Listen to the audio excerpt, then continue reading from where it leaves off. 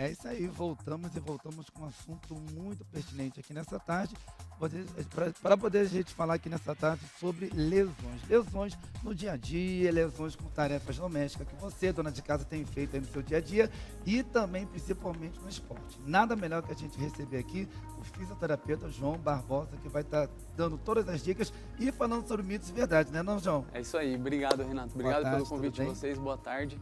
É um prazer estar aqui no Sempre Melhor para falar de um tema que eu amo estudar, eu amo trabalhar, que é o que eu faço todo dia lá no meu consultório, na minha clínica, com os meus pacientes, com meus atletas.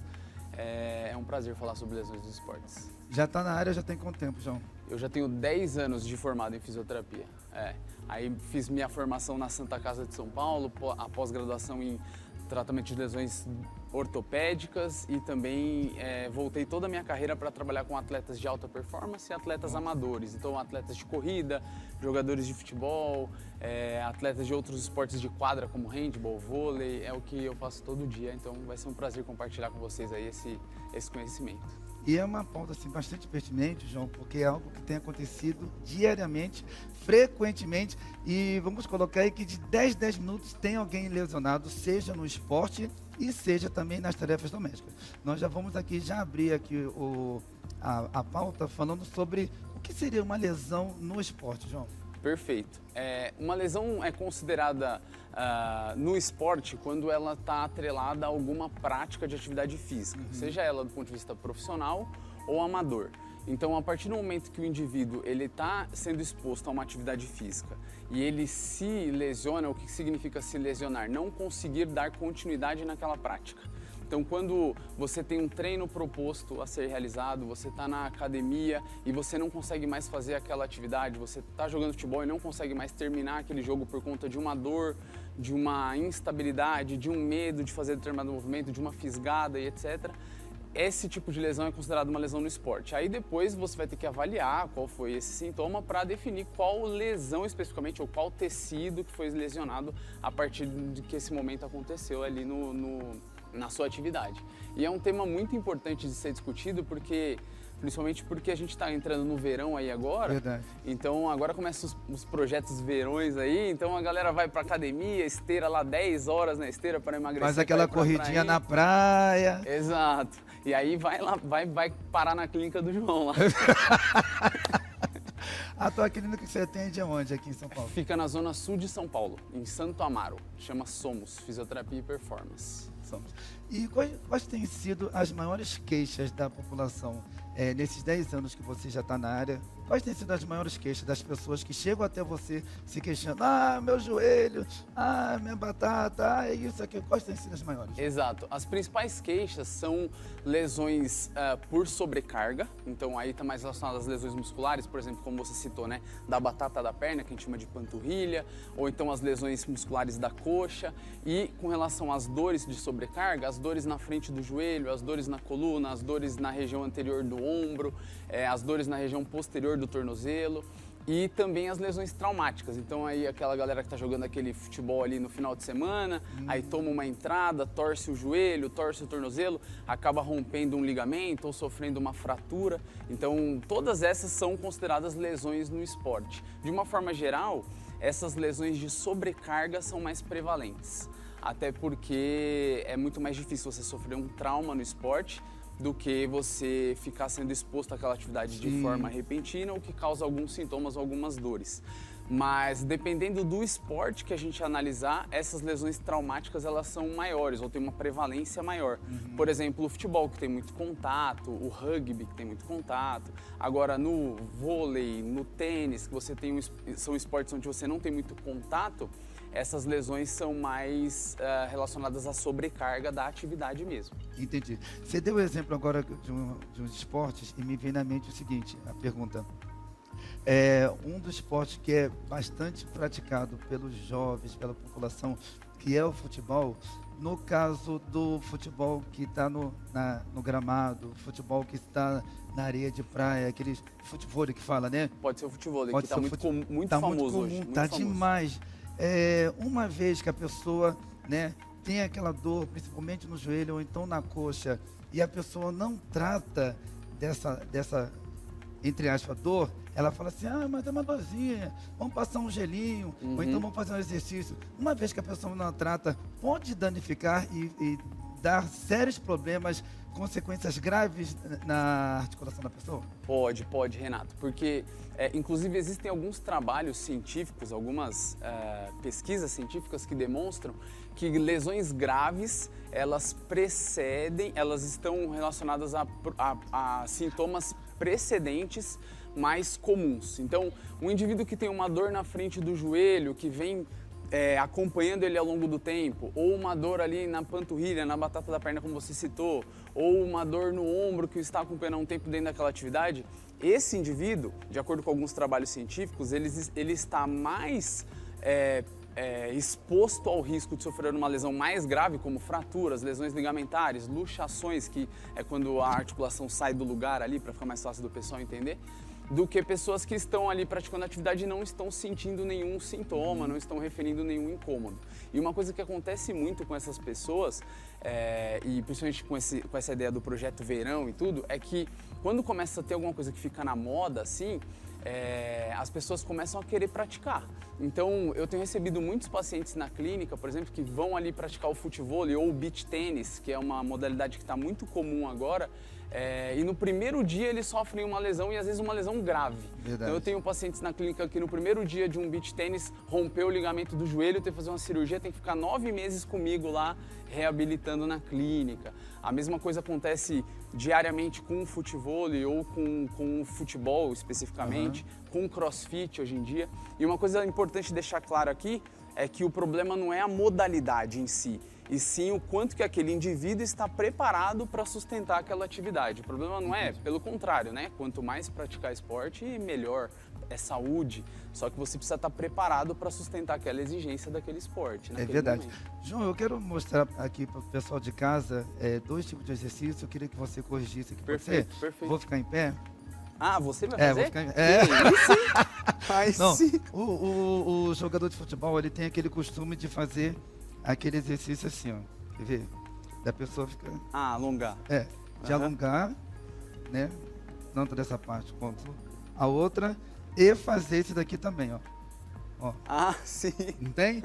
Pra Essa dentro. é clássica. Essa é clássica. E pra fora. Essa que eu aprendi, o nosso chefe estava falando sobre jiu-jitsu. Eu fui jiu-jiteiro também, né? E fazer isso aqui, tanto pra fora quanto pra dentro. Esses dois...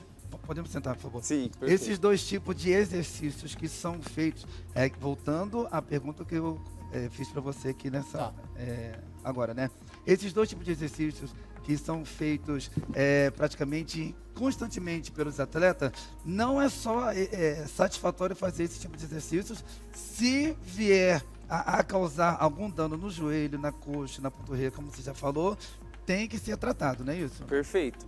Até porque esses sintomas eles podem preceder uma lesão grave, como eu citei anteriormente. Posso abrir a cirurgia?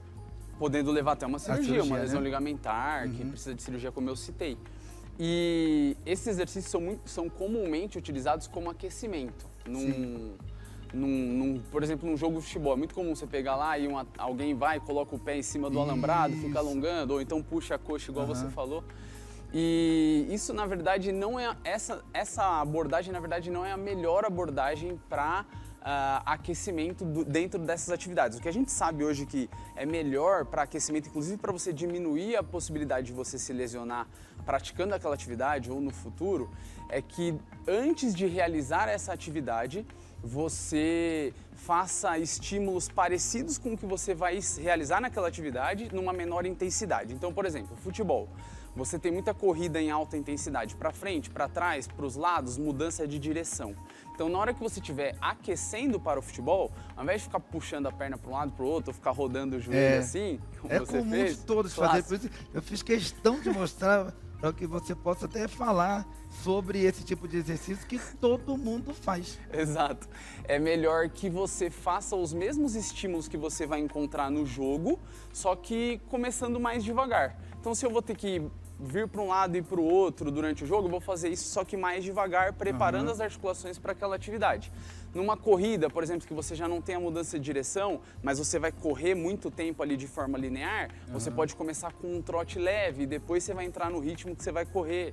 Então, realizar estímulos parecidos com o que existem na atividade, numa menor intensidade, são muito mais interessantes do que ficar esticando e puxando a perna para um lado e para o outro. A respeito de tênis agora, eu quero que você fale para o pessoal de casa a respeito de tênis.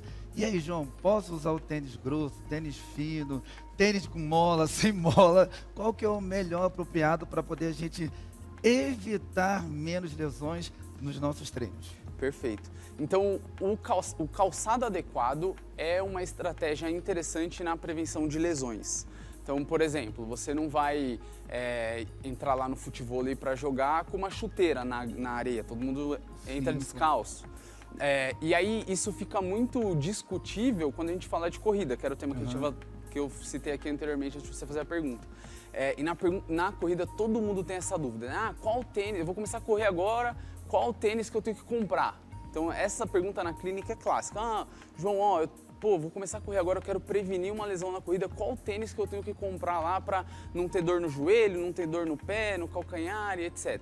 E a resposta, e a gente gostaria de ter uma resposta até melhor, mas a resposta de uma forma geral é o seguinte, que não existe um tênis correto ou o melhor tênis que vai fazer com que você previna lesões em corrida. Okay. Na verdade, quando você vai ali na loja escolher um tênis, você tem que escolher o tênis mais confortável para você. O tênis que você sente melhor no seu pé e que vai te dar mais conforto para realizar a atividade, para terminar a atividade ali na hora que você estiver praticando. O tênis mais alto, que tem mais amortecimento, o que a gente sabe perante a ciência hoje é que ele acaba fazendo com que a pessoa transfira mais carga para as articulações. Olha. Então, quanto mais amortecimento tem, ao contrário do que a gente imaginava... Quando você fala de amortecimento, mais altinho. Pode ser a mola também. Pode ser, né? Pode ser, ou então aquele amortecimento mais mole também, que é a sola mais alta mesmo do tênis. Aí tem umas pessoas que estão nos assistindo agora, falam assim, tá, eu vou seguir o conselho de João de pegar aqueles tênis de molinha, com amortecedor, mas só que a pessoa fala assim, pô, mas eu vou ver na loja, tá 800, 900, 1.200 reais. Pessoal, faça um investimento. Não é melhor a gente fazer um investimento? Porque esse tipo de tênis são tênis que são bem duráveis e vai durar aí, ó. Exato. Bastante tempo, Exato. Né, João? E aí, com relação ao tênis, é isso, assim, escolher um tênis que você se sente bem. Hoje em dia a galera escolhe muito pela cor, né? O tênis que está na moda e etc. Mas tem que ser um tênis confortável para praticar a atividade. E pode ser que seja o tênis de R$ 1.200, R$ 3.000, ou seja o tênis de R$ 200, que talvez dure menos. Mas se a pessoa se sentir confortável com um tênis de R$ 200, também não teria problema nenhum, entendeu? Ela pode praticar a atividade normalmente com aquele tênis, porque não existe nenhum relato hoje na literatura científica de que um tênis ou outro tênis vai prevenir ou vai aumentar a possibilidade de você desenvolver uma lesão na corrida, sabe? Entendi. Tem algum esporte, fazendo a separação, de um esporte que causa mais lesões e outro esporte que vem a causar menos lesões? Tem? Não Tem existe. Coisa assim, não existe. Então hoje, isso é um mito, inclusive, né? Que até o nosso agora tema. Vamos entrar em mitos e verdade. Exato. Porque tem sempre aquele mito, né? Eu tô com uma artrose no joelho, eu tenho que fazer só natação. Causado pelo esporte. Eu não posso correr, eu não posso saltar, eu não posso agachar na academia. Eu tenho que fazer só hidroginástica ou natação, porque tem menos impacto e etc. Na verdade, o que a gente sabe é o seguinte, que não existe um esporte que te exponha a uma maior probabilidade de se lesionar, a não ser que sejam esportes de contato. Então, por exemplo, a chance de você se lesionar no futebol é maior do que você se lesionar num crossfit, por exemplo, que todo mundo acha que o crossfit é ruim e tal. Não, o futebol com esporte de contato tem maior risco de lesão do que um crossfit. Por exemplo, a corrida, por exemplo, que todo mundo discute com relação à chance de se lesionar. Mas o que tem relação com a lesão no esporte é a demanda daquele esporte. Então, se você pratica corrida, você tem uma maior probabilidade de lesionar o joelho e o tornozelo do que o ombro, por exemplo. E a mesma coisa vai acontecer com a natação. Você tem maior chance de desenvolver uma lesão no ombro do que no joelho e no tornozelo, comparando com a corrida, por exemplo. Então, não tem um esporte assim que, se eu fizer esse esporte, eu nunca vou me lesionar, entendeu? Só que dependendo da condição que você tem de sustentar determinada atividade, você pode escolher um esporte ou outro, ou se você não tiver condição para sustentar aquele esporte naquele momento, por exemplo, a corrida ou o futebol, você pode se preparar antes de iniciar essa atividade, entendeu? E é o que muitas vezes as pessoas não fazem. Principalmente nessa ideia de projeto verão, normalmente as pessoas, a corrida é o mais clássico porque é o mais fácil, né? Bota o tênis e sai correndo. Normalmente o pessoal começa a correr para emagrecer, para se preparar, ao invés de se preparar para correr, entendeu? Então, ele não tem aquela capacidade de sustentar aquela atividade de forma repetida durante vários dias. Ele não está preparado para isso, então isso começa a aumentar o risco de lesão, de sobrecarga nas articulações, no caso da corrida, principalmente tornozelo, joelho e quadril. Então, a lesão no esporte está muito relacionada à demanda que vai ser exposta sobre aquele indivíduo. Então não tem um esporte assim que é mais seguro ou menos seguro, entendeu? Então é mito isso. É um mito. Só tem que discordar, porque se tiver que acontecer, vai acontecer em qualquer esporte. Exato, se você não estiver preparado. Se estiver preparado, vai acontecer. Agora vamos falar um pouquinho sobre as lesões causadas com serviços domésticos. Aquela dona de casa está lá fazendo seu serviço de casa, do dia a dia, e de repente escorregou, caiu, lesionou alguma parte do corpo. Eu gostaria que você desse alguma dica, porque com certeza nesses 10 anos que você já tem experiência de vivência, você já deve ter pego aí as pessoas de terceira idade que foram lesionadas com algum tipo de serviço doméstico, e desse uma dica para as donas de casa que estão nos assistindo. Exato. Eu costumo brincar nas minhas aulas, lá na clínica com os meus pacientes também, que reabilitar uma lesão no esporte é exatamente igual reabilitar uma lesão de um paciente que às vezes é até sedentário ou que sofre uma lesão no dia a dia dele. Então, o que muito acontece com donas de casa ou com pessoas ali em atividades domésticas é que, e isso acontece às vezes com a minha mãe direto, casa de ferreiro, espeto de pau, né, que o pessoal fala. Aí eu fico conversando isso com a minha mãe direto. Agora ela tá bem, tá treinando bastante e tal, tá tomando dura em rede nacional. Mas eu converso isso direto com a minha mãe. Da mesma forma que eu disse que as lesões nos esportes acontecem com pessoas que não estão preparadas para aquela atividade, normalmente as lesões em atividades domésticas, elas acontecem também com pessoas que não estão preparadas para ficar varrendo a casa lá o dia inteiro, ou para pegar algo pesado e colocar num armário. Então entra até um pouco nos mitos, né? Normalmente as pessoas falam assim, eu não posso pegar peso porque a minha coluna dói, eu não posso agachar para limpar alguma coisa porque o meu joelho dói. Então, na verdade, o que acontece é que muitas vezes essas pessoas não estão preparadas para sustentar essas atividades do dia a dia, entendeu? Então, a principal dica que eu posso dar para uma dona de casa, para você que está aí em casa agora e tem alguma dor ou não consegue fazer alguma atividade do seu dia a dia por conta desse incômodo, é que você se movimente. Lógico, procure um profissional que possa te ajudar a orientar melhor em como fazer isso, mas é a mesma ideia de um atleta. A forma com que a gente trata uma dona de casa é exatamente igual a que a gente trata um atleta. O atleta a gente prepara para jogar futebol, para correr, para saltar 1000 vezes lá no dia. A dona de casa a gente vai preparar para pegar um peso e colocar no armário, pegar uma roupa e colocar no varal várias vezes no dia, ficar varrendo a casa ou passando o aspirador de pó embaixo do tapete lá agachado o dia inteiro. Mas tudo isso está relacionado com a capacidade do corpo do indivíduo, do quanto que ele está preparado para realizar aquela atividade. Então, preparar esse indivíduo para essa atividade, e mesmo que ele não seja praticante de atividade física, é importante que ele inicie uma atividade física, às vezes nem que seja para se tornar um atleta ou para ficar com o corpo saradão lá para o Projeto Verão, mas do ponto de vista de saúde, se preparar para essas atividades mínimas do dia a dia.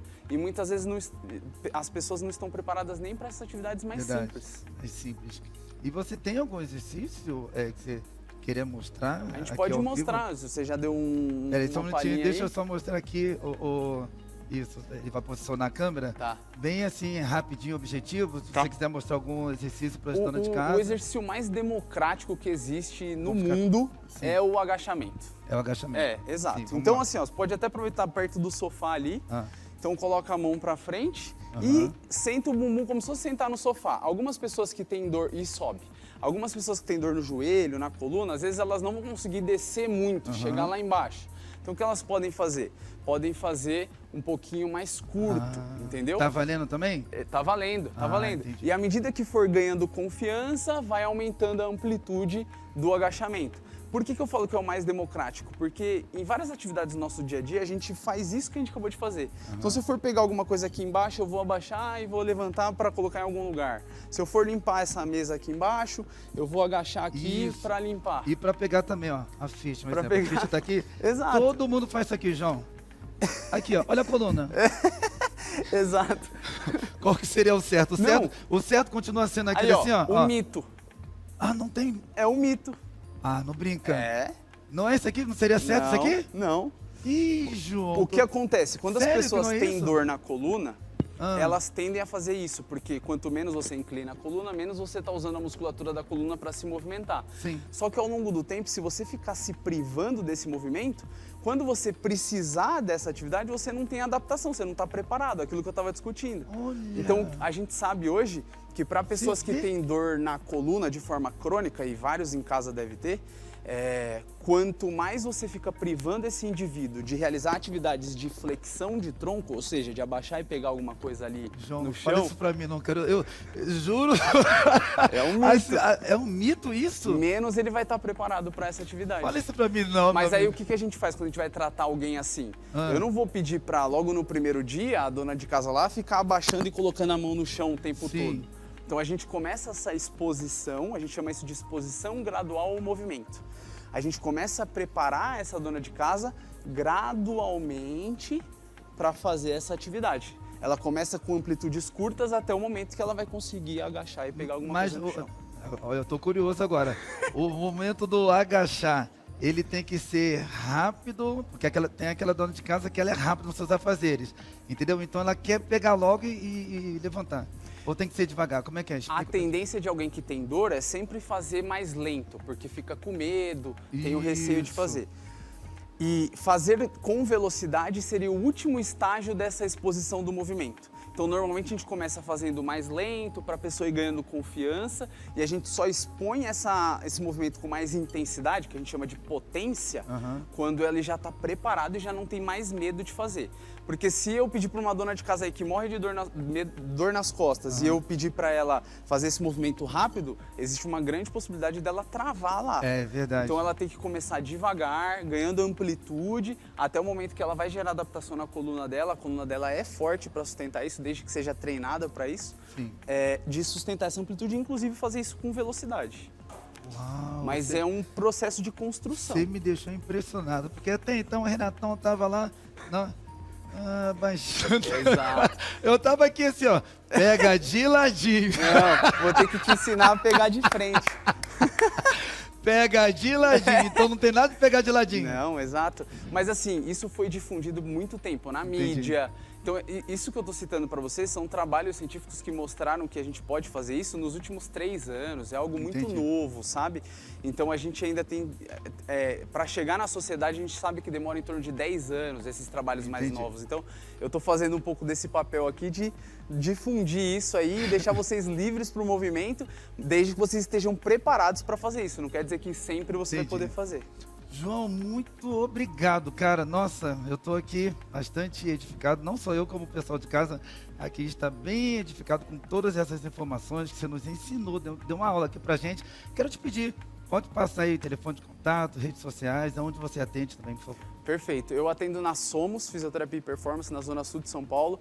Se vocês tiverem alguma dor ou alguma dúvida, quiserem discutir algo comigo relacionado a isso, entre em contato pelo WhatsApp 918 52 12 12 ou no meu Instagram, @prof de professor João Barbosa. Com Fechou. Z. Obrigado, João. Obrigado, Renatão. Obrigado pelo Valeu, carinho, cara. tá bom? Obrigado, eu que agradeço. Bom, eu vou pegar a ficha aqui e eu vou ensinar para os meus amigos aqui como é que pega a ficha no chão. Vai. Como é que é? Como é que é? Vamos lá, a ficha caiu. Como é que você vai pegar? Ah lá, viu, João? Vai você agora, Bruno. Como é que pega a ficha? Ah, o Brunão foi bem. Não é, como é que pega? Dá pra pegar diferente disso? Não, mas o certo que ele disse é assim que você fez. Mas como que é o errado, então? O errado é isso aqui, ó. Por exemplo, eu tava pegando de ladinho assim. Sim, eu peguei também. Eu também, eu só pegava... É porque eu tô de saia, então, É. né? Mas tudo bem. Então tá bom. Vivendo e aprendendo, né? Vivendo e aprendendo. Gente, amanhã nós estamos de volta, tá bom? A partir das 15 horas a gente espera vocês para mais um programa especial. Beijo, Beijo. até amanhã. Tchau, tchau.